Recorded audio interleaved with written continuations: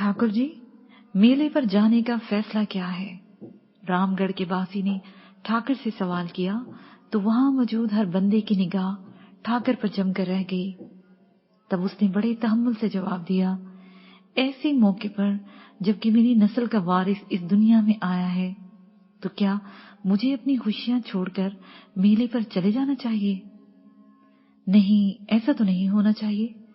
कहीं लोगों ने हमनवा होकर कहा तो वो बोला, तो फिर सुनो, मैंने एक फैसला किया है। मुझ पर ये दया ऐसे वक्त में हुई जब मैं मेले से वापस आ रहा था, और अब ये मेले का ही समय है, तुरंत, मामूली बात नहीं। इसलिए अब मैं कभी मेले पर नहीं जाऊंगा और ना किसी मुकाबले में हिस्सा लूंगा। रामगढ़ की प्रजा अपने तौर पर जाना चाहे, मुकाबलों में हिस्सा लेना चाहे तो मैं नहीं रोकूंगा, ये उनका हक है। ठाकर जी, ये कैसा फैसला है? ये मुकाबले हमारे लिए किसी युद्ध से कम नहीं है। इस तरह तो रामगढ़ वालों की नाक कटकर रह जाएगी। एक जज्बाती नौजवान ने एहतजाज करते हुए कहा तो उसने बड़े तहम्मुल से जवाब दिया, जिसे ये एहसास है वो चला जाए। रहा नाक कटने का मसला, तो ऐसी कोई बात नहीं है, बहुत हो चुका। अब दूसरों को मौका मिलना चाहिए। ठाकुर को ये लफ्ज कहते हुए खुद उनके खोखलेपन का एहसास हो गया था। फिर भी ठाकुर जी, आप रामगढ़ के लोगों से खुद को जुदा नहीं रख सकते हैं। एक बुजुर्ग बंदे ने कहा तो वो बोला, मैं कब इनसे अलग हूं? मैंने खुद कभी ये ना जाने का फैसला किया है, प्रजा को नहीं रोका। मैं शहज़ोरों की सरपरस्ती उसी तरह करता रहूंगा। मैं आप लोगों से अलग नहीं हूं। अब भी तुम लोग जो फैसला करो मैं उसके मुताबिक ही करूंगा, उसे तेजी से कहा। तो एक बुजुर्ग ने कहा, नहीं, ये ऐसा वक्त नहीं है, आप ना जाओ, लेकिन वहां पर मुकाबले के लिए लोग जरूर भेजो। आप आखिरी दिन आ जाना, ये हमारी अना का मसला है।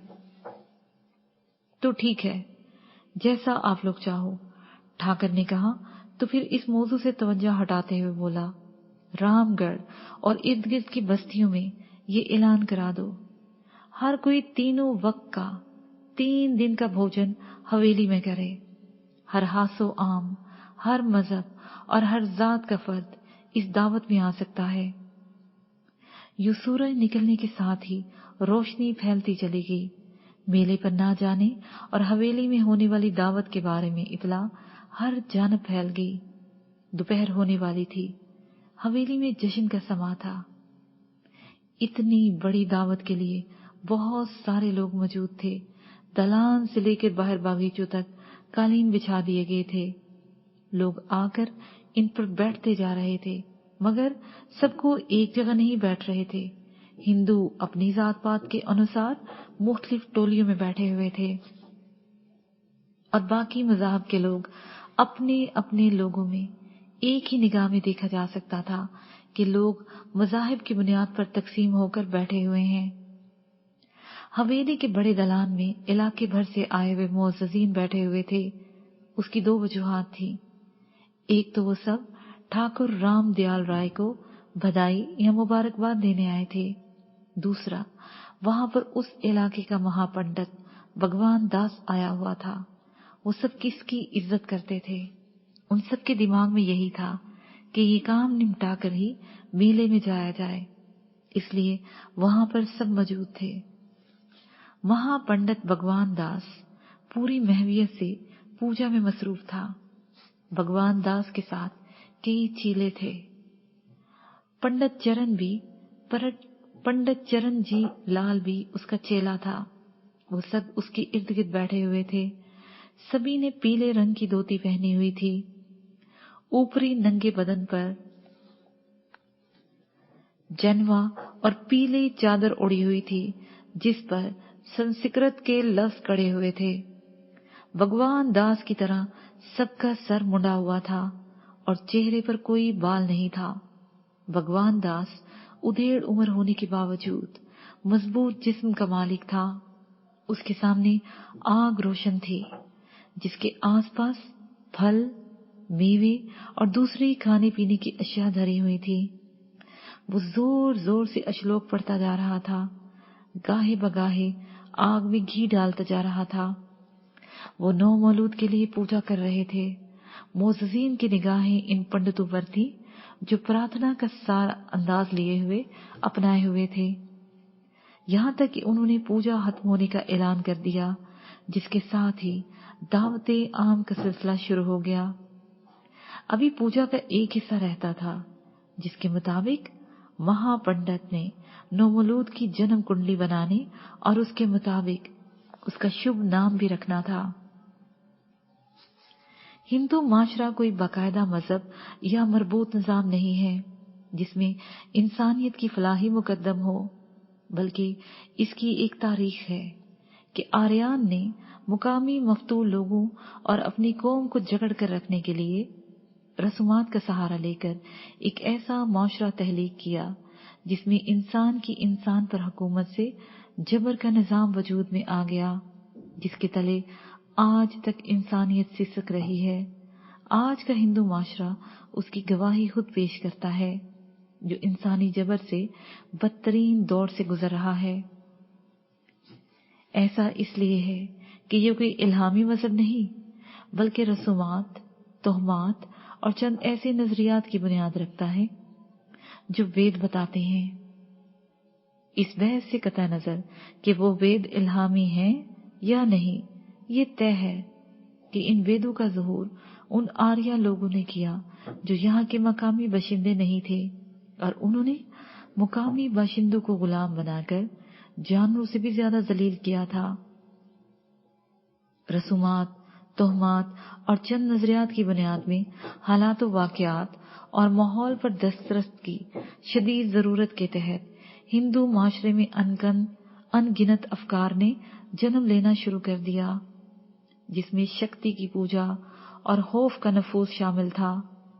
इस निजाम ने इंसान को यूं जकड़ लिया जैसे ऑक्टोपस जिसने वक्त के दरिया में जिंदगी को जकड़ लिया। रसूमात की कोई इंतहा न रही और बढ़ते हुए तोहमात ने मजहबी रंग इख्तियार कर लिया। नजरियात ने मुख्तलिफ अफकार का चोगा पहनकर मजहबी रंग अपनाया तो ये सिलसिला दराज होने लगा। हिंदू माशरा खसूसन ब्राह्मण ने या दूसरे लफ्जों में हिंदू मजहबी उजारादारों ने धर्म के नाम पर मुख्तलिफ तबकों को मुख्तलिफ तरीकों से अपना गुलाम बना लिया। जात पात की हदबंदी ने इस हैसियत और मकाम इसी हैसियत और मकाम बनाया कि जिंदगी उसके ताबे हो गई। मनुशास्त्र ने जो कवानीन बनाए उसे मजहबी हैसियत मिल गई। इंसान की इंसान पर हुकूमत मजहबी दर्जा मिल गया। इंसान का इस दुनिया में आने और इस दुनिया से चले जाने तक में अगरचे हर मजहब और हर निजाम फिक्र में इंसानी बहबूद के लिए तरीक़ेकार मौजूद हैं। उन तरीक़ा हाय कार में तब्दीली और रसूमात का मुख्तलिफ अंदाज और फिक्र की बुनियाद जहाँ एक माशरे को दूसरे से अलग करता है, वहाँ उन रसूमात, फिक्र और तरीक़ेकार की अहमियत अपने अपने माशरे में अहमियत भी रखती है। हिंदू माशरा है ही रसूमात का मजमुआ। इसी माशरे में पैदाइश से लेकर राख हो जाने तक की इतनी रस्में हैं जिसका अंत नहीं। मुख्तलिफ इलाकों में न सिर्फ उनकी हैयत तब्दील हो जाती है, बल्कि इनकी अहमियत भी मुख्तलिफ हो जाती है। चूंकि इस धर्म की बुनियाद खौफ पर रखी गई है, इसलिए अपने मुस्तकबिल के बारे में बहुत फिक्रमंद होते हैं। यही फिक्रमंदी इन्हें चंद ऐसी रसूमात या फनून में तरक्की की जो इन्हें किसी न किसी तरह इस खौफ से निजात दे। उनमें एक फन मुस्तकबिल में झांकने का भी है, जिसे वो ज्योतिष के नाम से मासूम करते हैं। बच्चे की पैदाइश पर ज्योतिष के जरिए उसके मुस्तकबिल में झांका जाता है, ताकि ये अंदाजा किया जा सके कि इस बच्चे के भाग्य या किस्मत में क्या है, वो दुरुस्त है या गलत। ये एक अलग बहस है। ताहम ये रस्म है कि उस बच्चे की जन्म कुंडली बनाई जाती है और जो पंडित ने कह दिया उसे तस्लीम कर लिया जाता है। जन्म कुंडली में ज्योतिष या इल्म नजूम से सहारा लिया जाता है। इल्म नजूम और फल्कियात दो अलग अलग दायरों में होने के बावजूद सितारों के बारे में ही जानने को कहा जाता है। कदीम हिंदुस्तान में ज्योतिष के इल्म को बहुत अहमियत हासिल रही है, जो आज के जदीद दौर में भी उतनी ही अहमियत रखती है।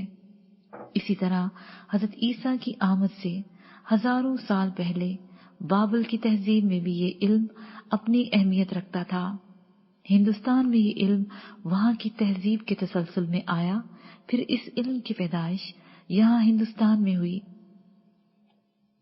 इस बहस से भी सरफे नजर करते हुए बताना ये मकसूद है कि ये इल्म उन मजहबी लोगों के साथ मुंसलिक रहा जो इबादत गाहों में थे और इसका इंतजाम करते थे। मतलब पुरोहित या पंडित वही इस इल्म के वारिस करार पाए। उन्होंने इस इल्म से बेशुमार आमदनी हासिल की और यही लोग दूसरों की किस्मत का हाल बताया करते थे। यूं ये लोग मोतबर ठहरे, उनका मकाम और मर्तबा बुलंद हुआ। अब मैथोलॉजी चाहे यूनान की हो या हिंदुस्तानी, इन मजहबी लोगों ने इनकी किस्मत इन सितारों के साथ जोड़ दी, जो रास मुंडल मंतकाल बुरूज कहलाते हैं, और इंसान इन मजहबी लोगों के हाथों यरगमगाल बनकर अपनी किस्मत का हाल चाहता है। हालांकि ये बेबस सितारे उस सूरज के गिर्द गर्दिश करते हैं जो खुद कशिश का मोहताज है, खुद किसी कशिश में तैर रहा है, यहाँ तक कि अपना नाम रखने पर भी कादर नहीं।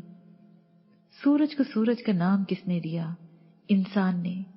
जब तक वो अपनी इस सलाहियत पर गौर नहीं करेगा कि रब्बे ताला ने ये सलाहियत इंसान को दी है कि वो उनके नाम रखने से लेकर उसकी चालों तक को जान ले, वो इंसान पर इंसान की हुकूमत के लिए उन मजहबी लोगों का मोहताज रहेगा। भोजन के बाद पंडित भगवान दास नोमलूद की जन्म कुंडली बनाने में पूरी तरह महव था।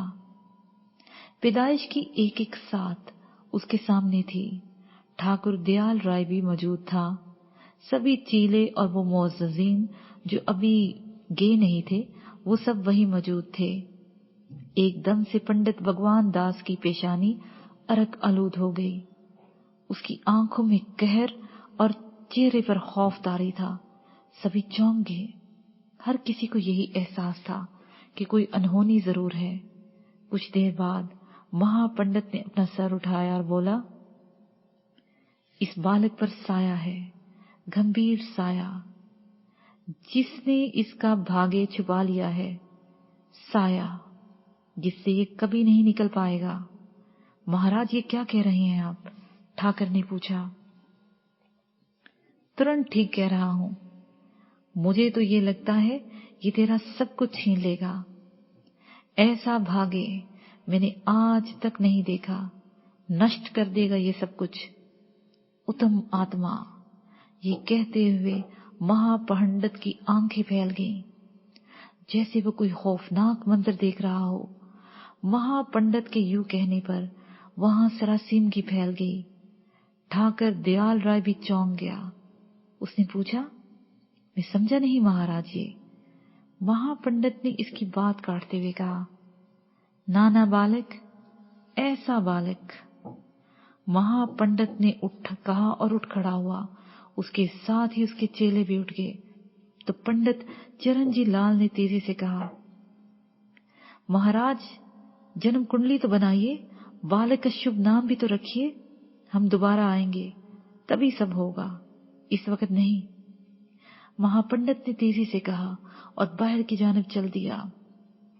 उसके चेले भी साथ में चल पड़े। इलाके के वो मोअज़्ज़ज़ीन खामोशी से सब देख रहे थे। वो भी चुपचाप वहां से जाने लगे। ठाकुर दयाल राय गहरी सोच में डूब गया। नया पैराग्राफ। रामगढ़ में 2 दिन दावत चली। हर किसी ने वहीं से खाया। एक तरह से जश्न का समा रहा। 2 रोज नजदीक से मांगने वाले, दूर और नजदीक से मांगने वाले बकारियों ने खूब पेट भरा। राह चलते मुसाफिरों को भी दावत दी गई। यहाँ तक कि तीसरे दिन की दोपहर दस्तरखान लपेट दिया गया। हवेली में सुकूत सा दर आया। ठाकुर दयाल राय ज्यूतके के पास होकर अपनी हावगाह में था। वो कुछ देर तक अपने बेटे के साथ रहा था, जिसने हवेली को खुशियां ही नहीं दी, इसे भी फहर से नवाजिया था। उसकी निगाह सामने दीवार पर टंगा हुआ तीर थी। उसके ज़हन में महापंडित की बातें गूंज रही थी। उसके साथ ही साथ इस शख्स की कही हुई बातें भी याद आ रही थी जो उसने तीर देने से पहले कही थी। दोनों की बातें बाहम गुत्थम गुत्था हो रही थी। वो बहुत उलझा हुआ तो था ही, लेकिन एक नुक्ते पर वो कामल यकीन रखता था कि इसका बेटा गैर मामूली हालात में पैदा हुआ है, जबकि वो नाउम्मीद हो चुका था। उसने सारा गरूर और तकब्बर मट्टी कर दिया था। आइंदा भी अनहोनी हो सकती थी। ठाकर ने हमेशा अपनी पीठ हाली महसूस की थी। नौकरों, चाकरों, मुहाफिजों और शहज़ोरों की फौज होने के बावजूद उसे अपनी तन्हाई का एहसास सताता रहता था। अब महज 3 दिन का बेटा होने के बायस उसे लगा जैसे उसकी पुश्त पर कोई है। हालात के पानी में नमक की मानद घुलता हुआ हौसला अब ऐसी चट्टान बन गया था जो तूफानों में भी इस्तादा रहने की सकत रखता था। जिंदगी के फीके रंग, उलझी हुई बेरंग लगाम सोचे और बेमकसद शबरोज बिल्कुल ही बदल गए थे। अब उसे जिंदगी बमकसद दिखाई देने लगी थी। अब उसके सामने अपने पुत्र की जिंदगी थी जिसे उसने खुद बनाया था। ऐसी आला तालीम तरबियत की कि वो जिंदगी के हर मैदान में कामयाब ठहरे।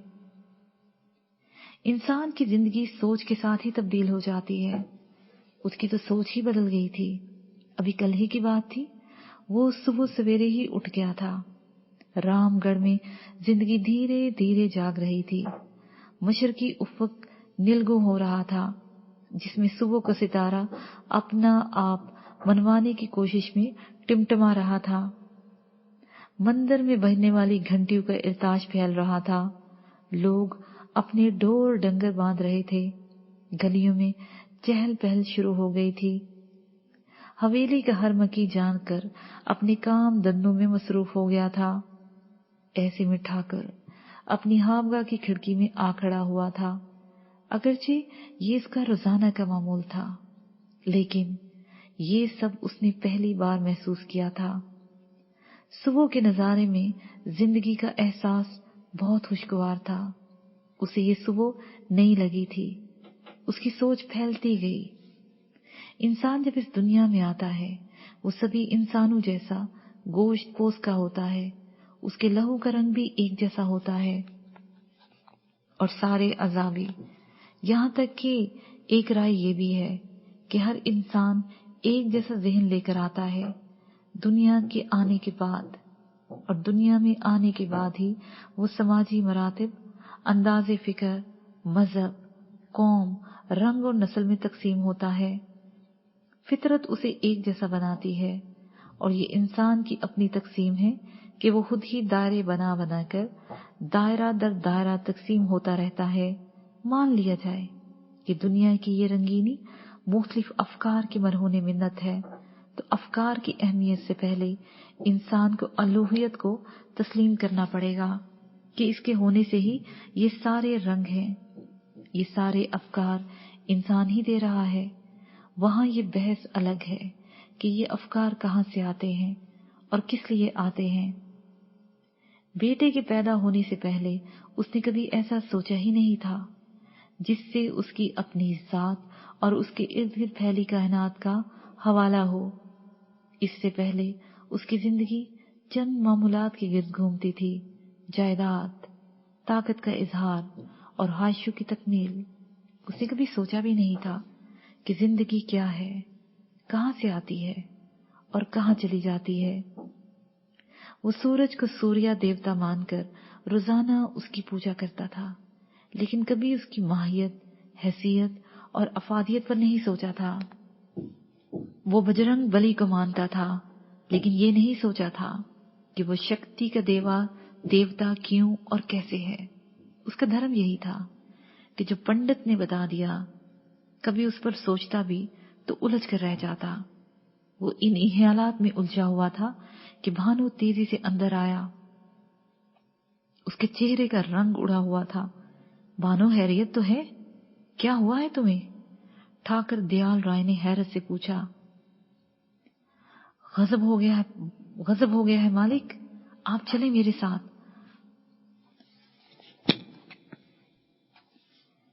बाहर जाकर मेरे साथ पंडित चरणजी लाल की बात सुने। ऐसी क्या बात है भानु? मालिक, वक्त नहीं है, चलें। भानु ने ठाकर दयाल राय का हाथ पकड़कर इल्तिजा की तो वो उसके साथ बाहर की जानिब चल दिया। दलान के पास पंडित चरणजी लाल खौफजदा अंदाज में हाथ बांधे खड़ा था। ठाकर दयाल राय ने उसकी तरफ देखा तो वो चिल्लाते हुए बोला, ठाकर जी, अभी कुछ समय बाद सेना आप पर चढ़ाई करने को है, आप कोई भी उपाय कर लो। पंडित जी, आप क्या कह रहे हैं? मुझे साफ साफ बताएं, हुआ क्या? ठाकर दयाल राय ने सुकून से कहा तो वो तेजी से बोला, मुझे महापंडित ने आज मेले में बुलाया था। वही सारे इलाके के वही चंद मुअज्जज थे जो आपके खिलाफ हैं।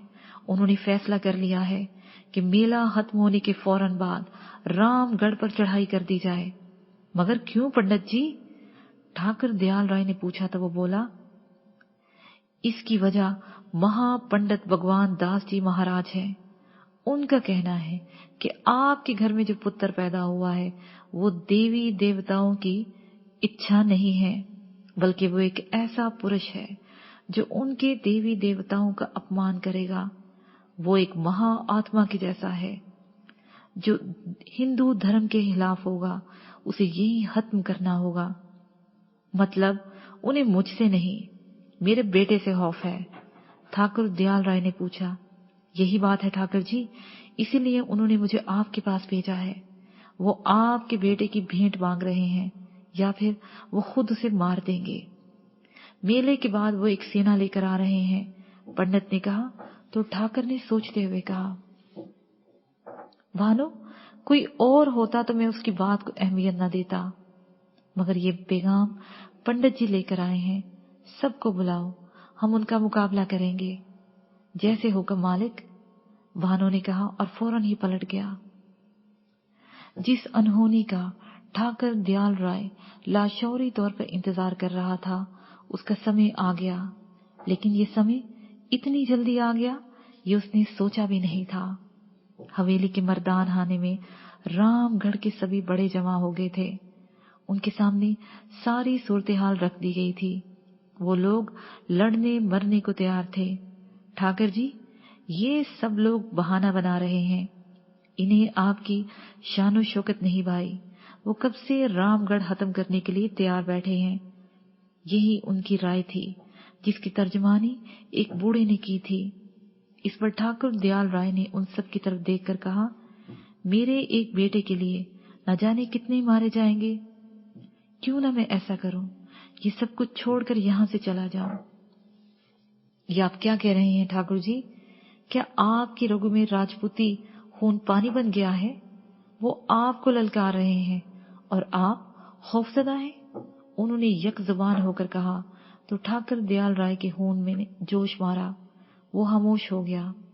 फैसला हो गया कि उनका मुकाबला किया जाए। शहजोरों और मुहाफिजों को तैयारी का हुक्म दे दिया गया। रामगढ़ के लोग तैयार थे। सूरज गरूब हो गया। ठाकर अपनी बीवी ज्योतिका के पास था, जो खौफजदा होने के साथ बेहाल हो रही थी कि उसके बेटे के दुश्मन हमलावर हो रहे हैं। वो रोते हुए बोली, नाथ, एक तरफ आपका बेटा है और दूसरी तरफ आपकी राजपूती अना। अगर वो कामयाब हो गए तो दोनों नहीं बच पाएंगे, लेकिन अगर हम अपने बेटे को बचा लें तो अना का क्या है? तो क्या करूं मैं? ठाकर दयाल राय ने पूछा तो वो तेजी से बोली, हम किसी को बताए बिना यहां से निकल जाते हैं, खून भी नहीं बहेगा। हम यहां से बहुत दूर चले जाते हैं। मैं अपने लोगों को क्या जवाब दूंगा? ठाकर दयाल राय, वो मेरे खून पर शक करेंगे। मैं ऐसा नहीं कर सकता कि ठाकुर दयाल राय उसके खानदान पर कोई दब्बा लगे। हम राजपूत अपनी अना के लिए अपने बेटे को कुर्बान कर देते हैं। ये कहकर वो पलटा और ज्योतिका के हावगाह से निकल गया। ठाकुर दयाल राय अपने शहजोरों और मुहाफिजों के साथ इस इंतजार में था कि कब हमलावर आते हैं। उन्हें इत्तलाएं मिल रही थी कि मेले के बाद वो सब एक जगह जमा हो गए हैं। उनके साथ महापंडित मौजूद है जो इस लड़ाई को धर्म युद्ध का नाम दे रहा है, जिससे लोग मरने मारने पर तुल गए हैं। इसी दौरान भानु वहीं आया और उसने आहिस्तगी से ठाकुर दयाल राय को बताया, मालिक हवेली से मालकिन चली गई हैं। वो छोटे मालिक को भी साथ ले गई हैं। किस तरफ गई हैं? ठाकुर दयाल राय ने इंतहाई परेशानी में पूछा तो भानु ने बताया, हवेली से ही पता चला है कि वो जंगल की तरफ निकली हैं। चलो इन्हें वापस लाएं। ठाकुर दयाल राय ने लम्हों में फैसला करते हुए कहा और घोड़े पर सवार होकर वहां से निकला। उसका रुख जंगल की तरफ था। उसे पूरी उम्मीद थी कि वो भी ज्यादा दूर नहीं गई होगी। ऐसे ही हुआ। ठाकुर दयाल राय को ज्यादा दूर नहीं जाना पड़ा। ज्योतिका उसे जल्द ही मिल गई। बग्गी खड़ी थी, लेकिन वो उससे कुछ फासले पर अपने बेटे के साथ अकेली खड़ी थी। उसके सामने चंद ऐसे लोग खड़े थे जिनके हुलिये हिंदू पंडितों की मानद थे, जिनके हाथों में चमकती हुई तलवारें थीं। उन्होंने ज्योतिका को घेरा हुआ था। वो होनहार अंदाज में उसका रास्ता रोके हुए थे। जैसे ही ठाकुर और भानु उनके करीब पहुंचे, वो राहजन उनकी जानिब मतवज्जा हो गए। उन्होंने जाते ही इन्हें ललकारते हुए कहा, कौन हो तुम लोग और ठाकरानी का रास्ता क्यों रोक कर खड़े हो? तभी उनमें से एक ने आगे बढ़कर कहा, हमने ठाकरानी का नहीं, इस बच्चे को रोका है। हमने इसको नष्ट करना है। रोक सकते हो तो रोक लो। ये कहते हुए वो बच्चा छीन लेने के लिए आगे बढ़ा। ठाकुर बिजली की तेजी से उनके दरमियान में आ गया। वो और भानु उनका मुकाबला करने लगे। चंद ही लम्हों में ठाकुर को यह एहसास हो गया कि वो ज्यादा देर उनके सामने खड़ा नहीं हो सकता। सामने वाले तलवारबाज तो यूं थे जैसे उन्हें जख्म लगता था। ना ही वो थकते थे, ना ही उन्हें जख्म लगता। उस वक्त तो ठाकुर को यकीन हो गया जब उसने वाज़िया तौर पर एक ही गर्दन पर वार किया। ये वार ऐसा था जिससे गर्दन उड़कर जमीन पर जा गिरती, लेकिन पंडित ने महसूस किया कि उसकी तलवार किसी चट्टान से टकराई है। उसे यकीन हो गया कि उसके सामने कोई मावराई महलूक है। ऐसे ही लम्हे में उसे अपनी बेबसी का एहसास होने लगा। एकदम से उसने अपने भगवान से मदद चाही।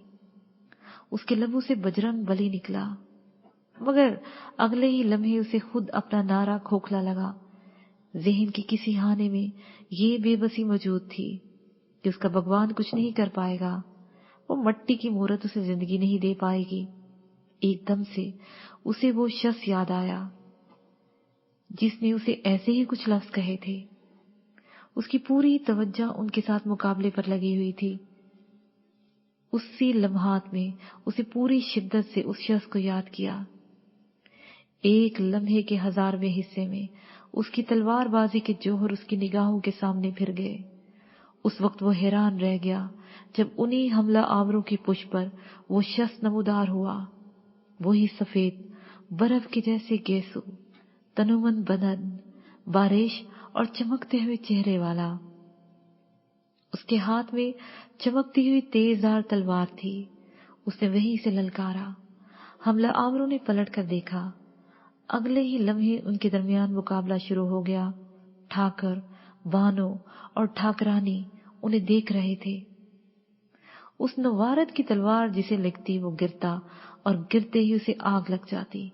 खून निकलने के बजाय धुआं उठता और अगले ही लम्हे वो राख बन जाता। कुछ देर में वो सभी जलकर राख बन चुके थे। इसके साथ ही ये पाठ अपने इख्तिताम को पहुंचा।